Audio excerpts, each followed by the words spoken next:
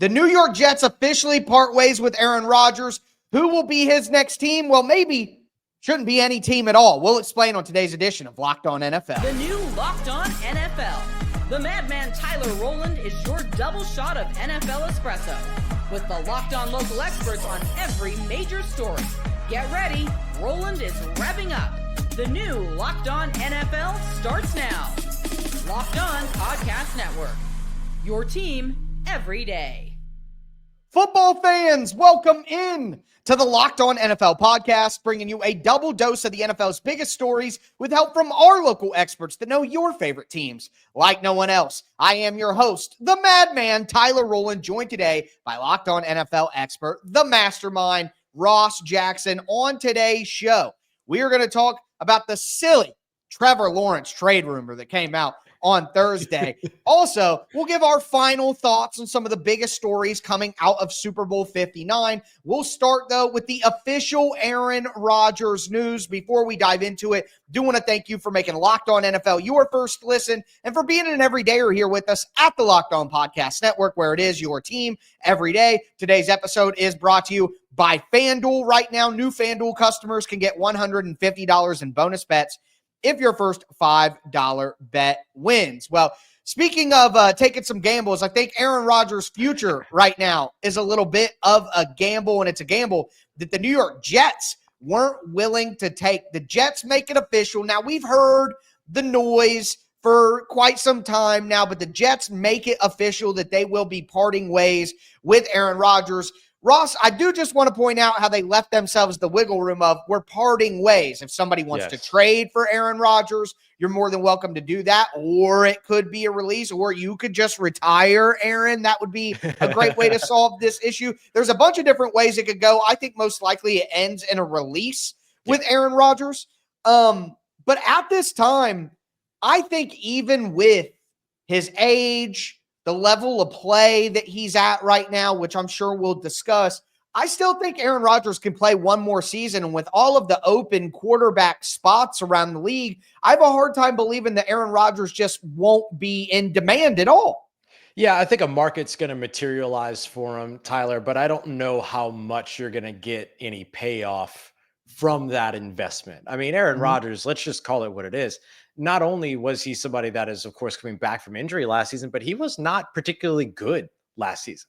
Like, he was not a good quarterback last year. That New York Jets team probably would have entered the conversation of being one that could have gone to about 20 other teams and gotten a better quarterback in terms of other starters from around the league. And so I agree with you that a market will materialize for him because his name is Aaron Rodgers, but his name might be Aaron Rodgers, but he doesn't play like Aaron Rodgers anymore.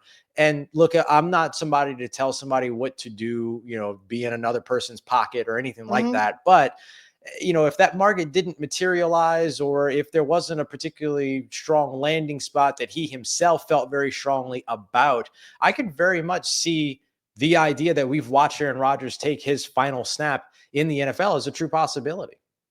See, there are multiple aspects of where the discussion goes from here that out of just that, the things that you've said. Level of play is the number one thing, which I said we would mention, and we'll get there. But I think expectations is the other one that's big for me. What's the expectation of Aaron Rodgers if he has a next team, and what is the expectation of the team getting him?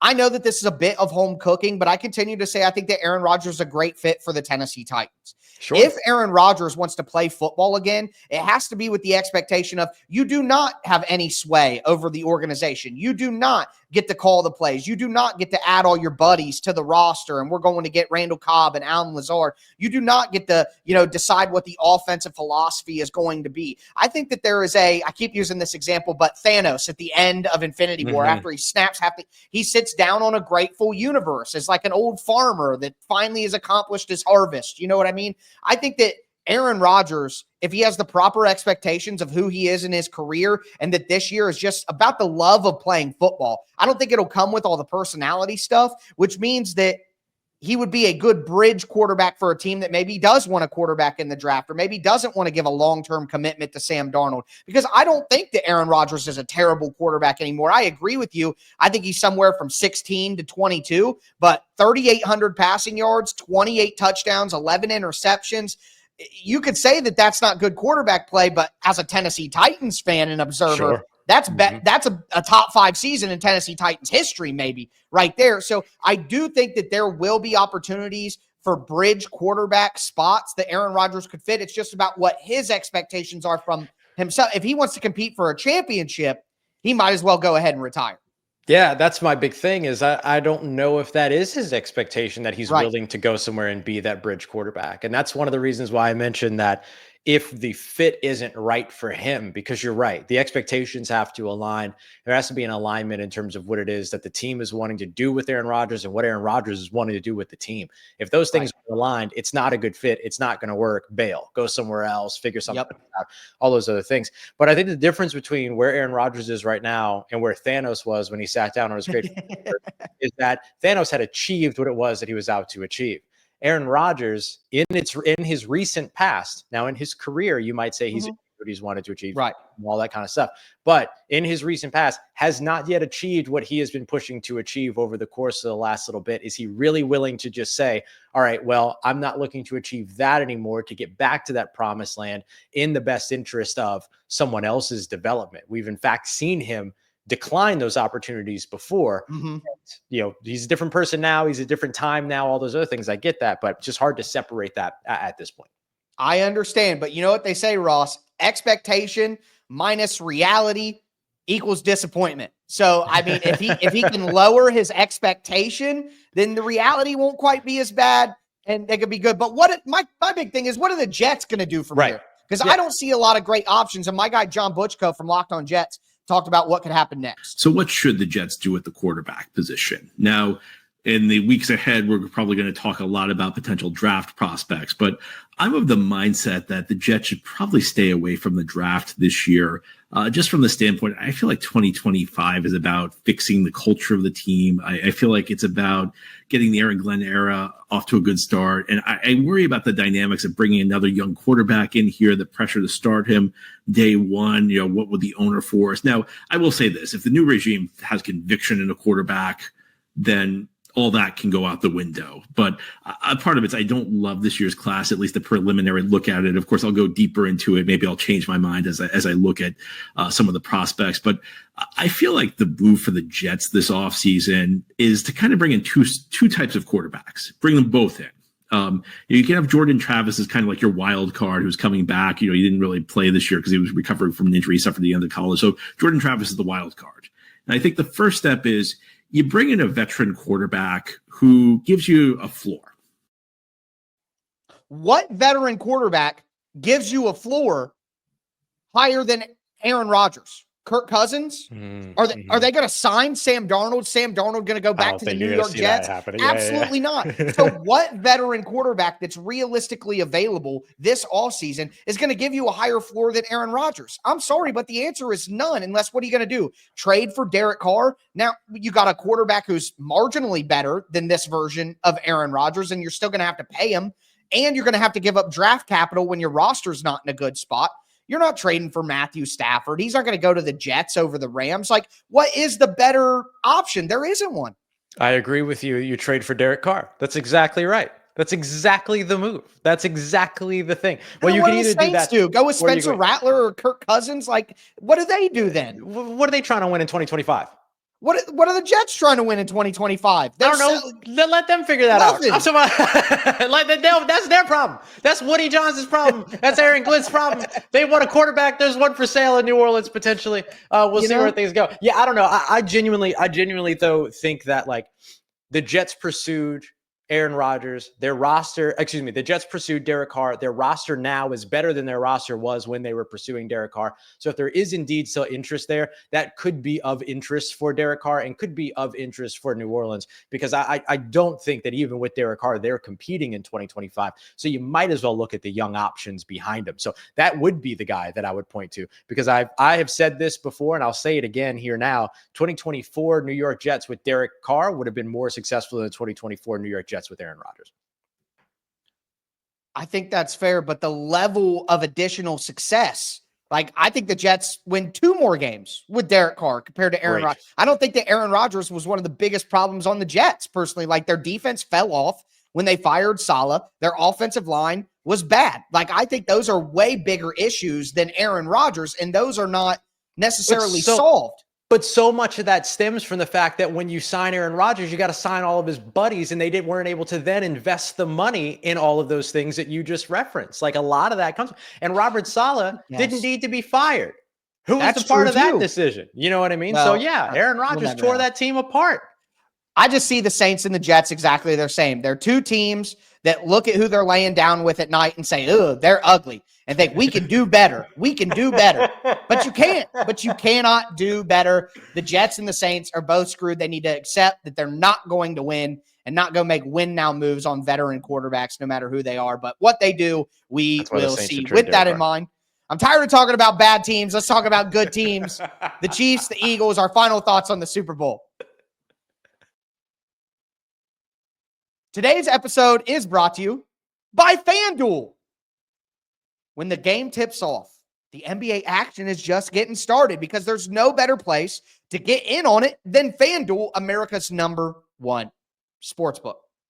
With FanDuel, you can place live bets throughout the game. So even if you miss the opening tip-off or want to bet on a fourth quarter comeback, you can stay in the action. And if you're looking for a bigger payout, you can even combine your live bets into a same game parlay. I love using FanDuel's live betting feature because it keeps every moment of the game exciting. Whether I'm backing my team for a late game rally or picking a player to hit a clutch 3 like Luka, I never feel like I missed my chance. Plus, the app is easy to use, and when you win, you get paid instantly. Right now, new FanDuel customers can get $150 in bonus bets if your first $5 bet wins. Just visit FanDuel.com to join today. That's FanDuel.com for your shot at $150 in bonus bets. Make every moment more with FanDuel, an official sports betting partner of the NBA. All right, Ross, let's continue today's edition of Locked On NFL. Again, the Aaron Rodgers situation, the quarterback carousel, we're going to be talking about it a ton here on Locked On NFL this all season. Make sure that you get subscribed, stay subscribed. It's your teams every day here on Locked On NFL, part of the Locked On Podcast Network. But do want to talk about the Super Bowl as we put kind of a cap in our first week without football. It's our first week without NFL football. And do have some final thoughts because there are some big talking points coming out of the Super Bowl. And I think we start with the team that won. And the big conversation for me with the Eagles is around Jalen Hurts. At the end of the day, that's kind of the most indecisive thing. I think even after winning his first Super Bowl, getting Super Bowl MVP, there are a lot of people out there who maybe still aren't 100% sold on where Jalen Hurts should rank within, the quarterback pantheon in the current NFL. My guy, Legacy Louie, who knows how the legacy games go, he got on Locked On Eagles and said not only is Jalen Hurts one of the best quarterbacks in the NFL, but he's heading towards the Hall of Fame. It's 293 total yards, 3 touchdowns, 2 through the air, 1 on the ground, over 70 yards rushing, 72 to be exact, a 77.2% completion percentage.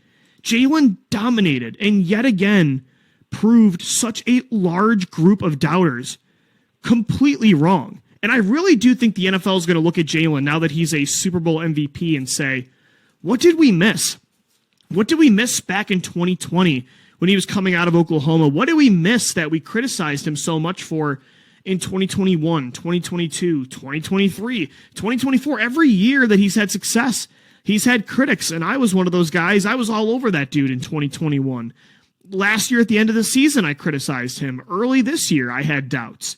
And I do think the NFL is going to look at Jalen and say, why was everyone so split when this guy is so clearly becoming an all-time great? He's having a Hall of Fame type of career. Look, I feel bad. I feel bad because I don't want to diminish Jalen Hurts.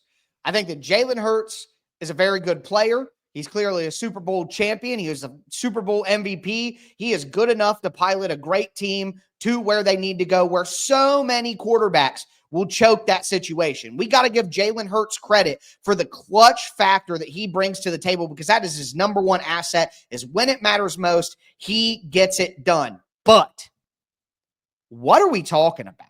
Shout out my guy Louie, but Jalen Hurts, a Hall of Famer. Like, I'm sorry, but it's hard not to relate this to Eli Manning. Like, I'm sorry, but Eli Manning's not a Hall of Famer. Yes, he won 2 Super Bowls. He was clutch in those Super Bowls. He deserves the credit for coming up when it mattered most. You deserve that. But we don't have to lie, Craig, and act like that Eli Manning was ever a top 3 or top 5 quarterback in the NFL during his career. Jalen Hurts has not been a top 3, top 5 quarterback so far in his career, and maybe he gets better. And it's like Ben Roethlisberger in the second half of his career, where he truly was an elite quarterback that had finally just figured it out mentally and physically. But like, Jalen Hurts is not there. He's not even close to being a Hall of Famer yet. Yeah, I think the Hall of Fame part of the conversation is a little early, right? Like I or not a little early, it's very early. I hesitate to have any conversation about a quarterback being a Hall of Famer until they played like a 10-year sample in the league. We're talking about a guy that's halfway there, right? In Jalen Hurts. So I think, yes, way too early for that. But I do think that Jalen Hurts deserves to be in the conversation of elite quarterbacks in today's NFL. And I'm saying in the conversation, right? Meaning that, you know, you can make the argument either way and stuff like that, but he has to be included. I made a comment the other day on the show when Peter Wachowski and I were doing the Monday episode, and we were talking about these quarterbacks, and he mentioned like he put Joe Burrow in that elite tier. And I was like, okay, great. But you got it. To me, you tie those two together. Like, to me, those two guys are kind of in the same echelon. And so if Joe Burrow's upper echelon, then so too is Jalen Hurts. So I agree from that perspective. And I do think that the NFL should be looking at Jalen Hurts, 6'2", 225 pounds, a guy that's not built like your typical quarterback, 9.75 inch hands, I think is what it was. So sub 10 inch hands and all those other things, not built like your typical quarterback, and see the success that he has had and that the team has had, and that other quarterbacks like him are presently having. Bo Nixon, his rookie year, you could look at for a recent one. Jaden Daniels doesn't fit the typical mold, and look at how everything went for him. He's smaller, skinny guy, lucky. And I think that it makes you, as an NFL team, be willing to just expand what your prototype of successful quarterbacking looks like in the league. I think that's an elite thing. I don't think that's a Hall of Fame thing just yet. I think he's got another couple of rings to win before you get I think he would have to win too. Now, I think his mobility gives him an edge over a guy like Eli Manning. I think raises the floor. And you look at like his playoff rushing touchdowns and stuff like that. He does have some, I think he's, but the way that Louis talks about it, I guess, is just a little too aggressive for my liking.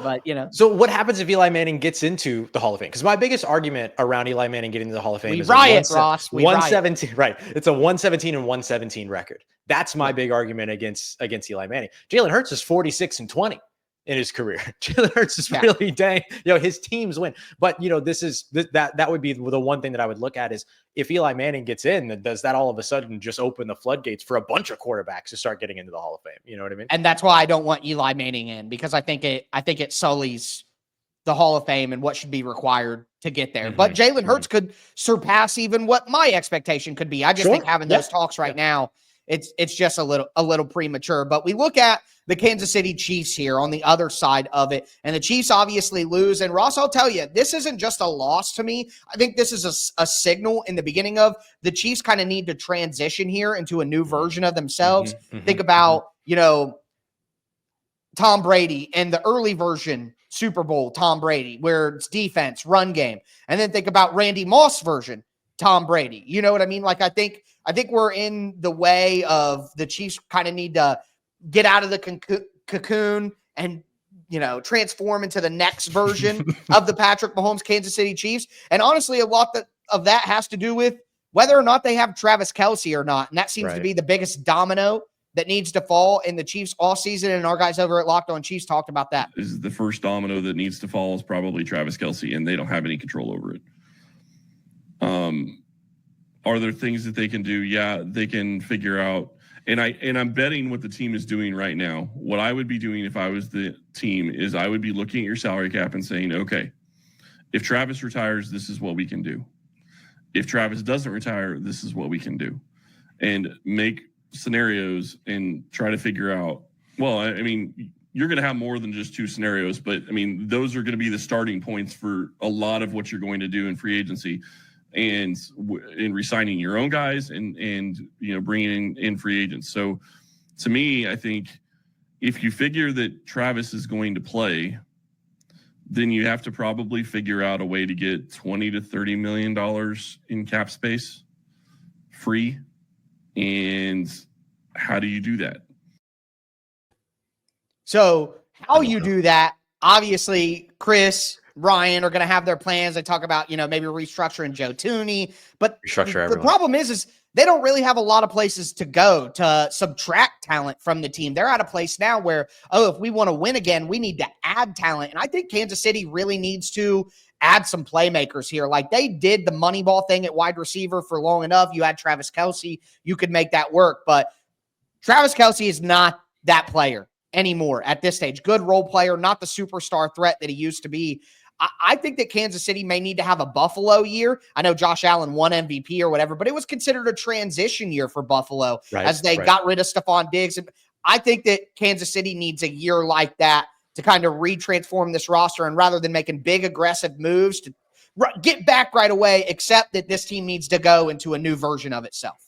Yeah, I would also invest more. Well, I guess you don't have to invest much, but you don't have to invest much monetarily, but invest more attention to your run game as well. I guess the monetary money, the money that you're putting towards that would go to your offensive line. Can't have Kareem Hunt to the running as your starting running back. Exactly, yeah. And we saw the way that wore on them throughout the end of the year, the playoffs. We saw what got Philadelphia to where they were, even though they changed course when they got to the Super Bowl very wisely. But we saw we got them there. And so I would say that it's now time in the Patrick Mahomes era to go away from Patrick Mahomes, the playmaker, and go to the run game and the defense part of the Tom Brady era for Patrick Mahomes to give him that to lean on. Yeah, it's almost like they need to do the opposite of what Tom Brady's first two career changes were, that it was run game defense focus. And, so much of that has to do with the cyclical nature of the NFL. And it goes, we're heavy pass and there's the wide zone. So they're bringing safeties down in the box. Well, now you're starting to hit all these explosive pass plays. So we're going to put two safeties back. Well, now we can run the ball more with gap schemes because you're outnumbered in the box. Like it's all cyclical back and forth. And I think the Chiefs started falling behind that cycle, but because they were still winning, they didn't need to fully address it. They were still fine, but now it went too far the other way and they aren't equipped with how they're currently built. But with that being said, we will move forward. There were some crazy rumors in Jacksonville and we got our guy, Tony Wiggins from the afternoon edition of Locked On NFL we threw up the signal and Tony came in to give us the real scoop. Do want to let you guys know that today's episode is brought to you by PrizePicks. Football season may be over, but basketball is in full swing, and there's no better way to stay in the game than with PrizePicks, the best place for daily fantasy sports. With PrizePicks, all you got to do is pick more or less on at least 2-player projections, and if you're right, you can win up to 1,000 times your cash. For example, I'm looking at Jason Tatum, more than 29 points. Might look at Luka Doncic, more than 6 assists. The best part, PrizePicks is quick and easy. You could set your lineup in as little as 60 seconds, and you can get your winnings in as little as 15 minutes. Download the PrizePicks app today. Use the code LOCKEDONNFL to get $50 instantly. After you play your first $5 lineup, that's code LOCKEDONNFL for $50 instantly. After you play your first $5 lineup, it's PrizePicks. Run your game. All right, Ross, let's cap off today's edition of Locked On NFL. Talked about the latest official breakup with the Jets and Aaron Rodgers, what it means for both sides. Gave our final takes here to put a cap on our Super Bowl thoughts on the Eagles and the Chiefs. But now we got to get into peak NFL offseason news. Yeah, baby. I admit, Ross, I'm a bit of a sicko when it comes to this stuff. Real or fake, I love the discussions. Ross was like, I don't know, man.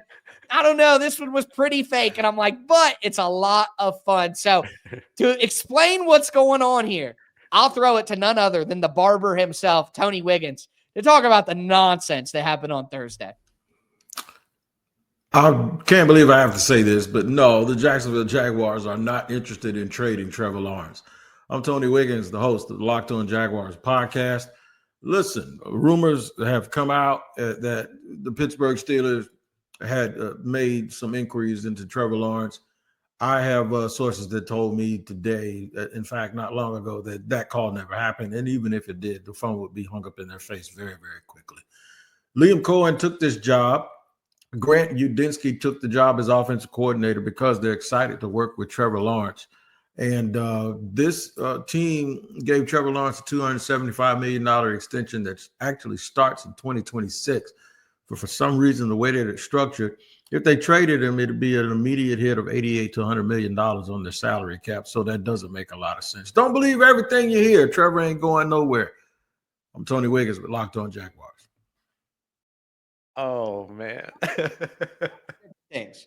Number one, I felt it was a good opportunity to let our listeners see how not every rumor that you read on the internet is true. And it's peak season time. So keep that in mind going forward. This is a good example of how you hear something, it's not true. It doesn't make sense. Number two, shout out my guy, Tony. I can't lie. I just wanted to, I just asked him to make the short so I could interrupt this afternoon with some nonsense about the Jaguars. That's how our relationship is. But three, most importantly, this is absolute nonsense. Look, Trevor Lawrence has not had the career start that maybe people thought after he came back and won that playoff game against the Chargers. And then, had a good first half and really pushed the Kansas City Chiefs early in that game, at least made it look competitive.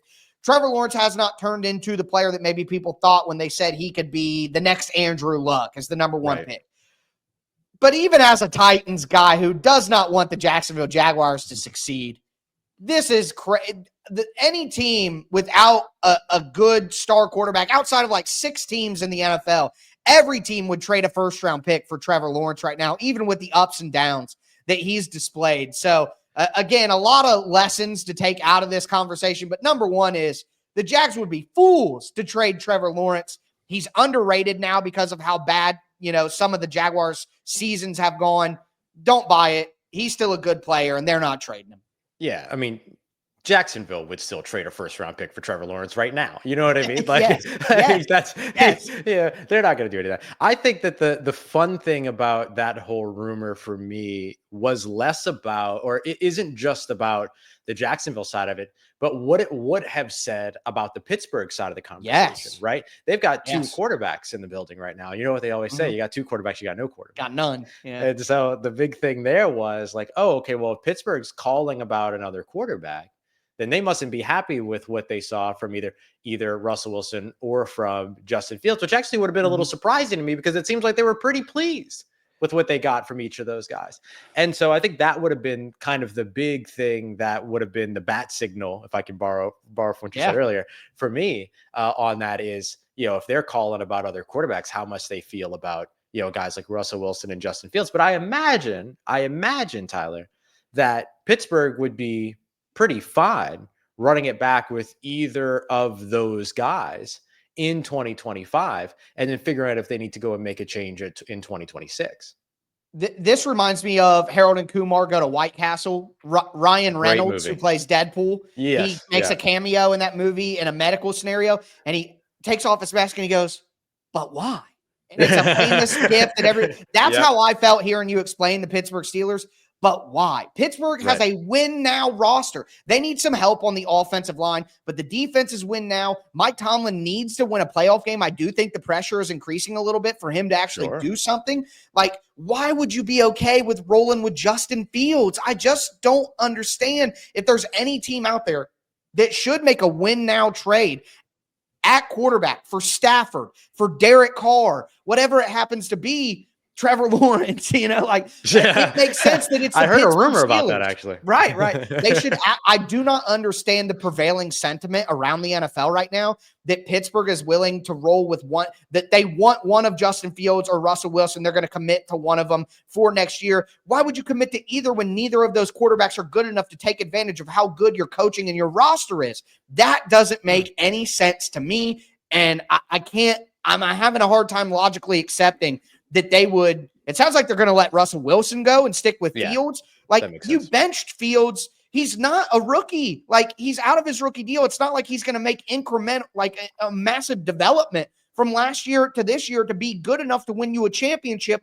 And that should be the goal in Pittsburgh, is championship. So having Justin Fields as your starting quarterback when you're in a championship or bust situation, it's insanity to me.